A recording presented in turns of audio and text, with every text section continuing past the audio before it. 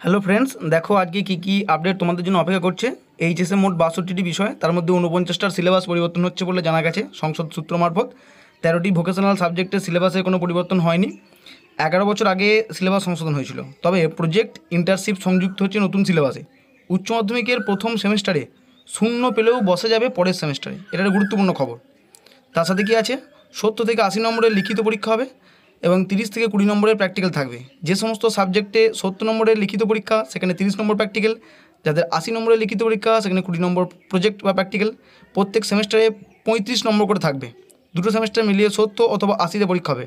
Practical পরীক্ষা বছরে একবারই হবে এবং সেটা স্কুলে হবে। আবারও বলছি, প্র্যাকটিক্যাল না থাকলে 80 নম্বর লিখিত পরীক্ষা এবং 20 নম্বর প্র্যাকটিক্যাল। 70 পরীক্ষা হলে 21 পেতে হবে এবং 80 নম্বরের পরীক্ষা হলে 24 পেতে হবে, তবেই পাস বলে বিবেচিত হবে। তার সাথে সাথে দেখো, একাদশ শ্রেণীর পরীক্ষার দায়িত্ব স্কুলের ওপর থাকবে, কিন্তু রুটিন দেবে উচ্চ মাধ্যমিক শিক্ষা সংসদ। উচ্চ মাধ্যমিকের প্রথম সেমিস্টার হবে OMR সিটে এবং একই অ্যাডমিট কার্ডে দ্বাদশ শ্রেণীর 3rd ও 4th সেমিস্টার দেওয়া যাবে। প্রথম ও তৃতীয় সেমিস্টার অর্থাৎ একাদশের প্রথম এবং দ্বাদশের তৃতীয় সেমিস্টার হবে নভেম্বর মাসে, এবং দ্বিতীয় ও চতুর্থ সেমিস্টার অর্থাৎ একাদশের দ্বিতীয় ও দ্বাদশের চতুর্থ সেমিস্টার হবে মার্চ মাসে।